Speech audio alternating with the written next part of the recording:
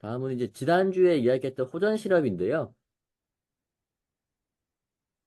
호전 실업 같은 경우에 지난주에 이제 보여드렸듯이 일부 주주들이 지분을 모아서 회사로 그 주총을 열어달라고 서한을 보냈습니다. 이제 신청을 한 건데 그게 신청한다고 되는 게 아니기 때문에 소송은 그래야 될 거고요. 그리고 나서 뉴스가 난 건데 소액주주연합이 이제 회사에 서한을 보냈다. 이분들은 한 10% 가지고 있고 지난 7월 달에 회사하고 만났는데 그때 이제 한 100억 정도의 자사주 매입하고 PR 뭐 이런 거 약속을 했는데 지키지 않았다. 그래서 우리가 가지고 있는 10% 지분을 경쟁사에 넘길 거고 그 경쟁사에서는 이번 회의에 올리겠다라는 확인을 받았다. 이렇게 하고 있는데요. 자, 여기서 이제 저는 두 가지 생각해 보죠.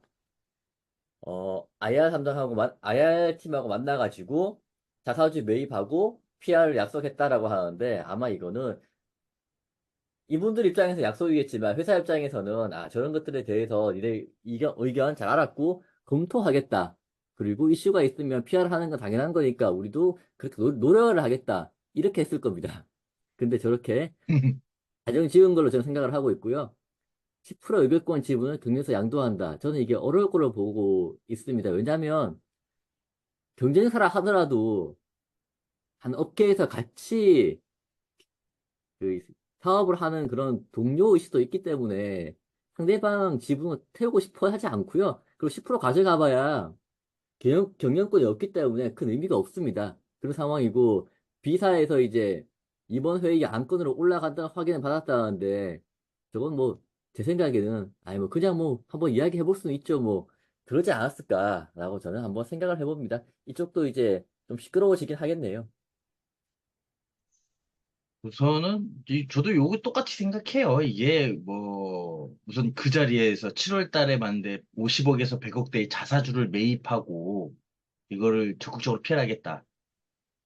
근데 약속을 했다라면은 이 소액주주 대표들의 말대로 약속을 했다라면 이건 바로 그냥 공시 위반인데 그럴 리가 있겠습니까?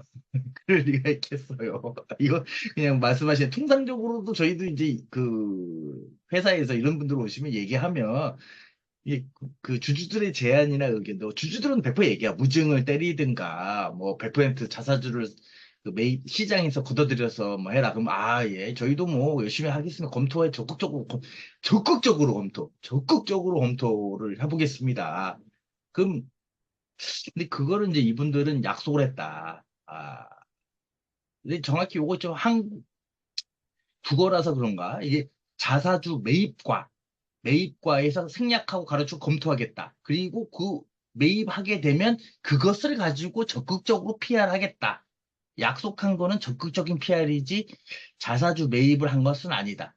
이렇게 말장난, 그런 건 아닌 것 같고요. 근데 좀 소액주주 입장에서는 당연히 자기들이 듣고 싶은 것만 들었을 거라고 생각을 하고요. 그리고 소액주주 연대에서 뭐, 경쟁사에게 지분 10%? 블록딜 넘겨주면 뭐, 이게 만약에 지금, 근데 호전 실업이 10%, 지금 최대 주주 및 특수공개자가 41%인데, 10% 갖고 있다고 해서 주유주주 공시만 낼 뿐이지, 공시 의무만 늘어나고만 할지. 근데 그렇다고 해서 이 소액주주가 지금 시가보다 훨씬 낮은 가격에 할인가액으로 넘길 거는 아니잖아요.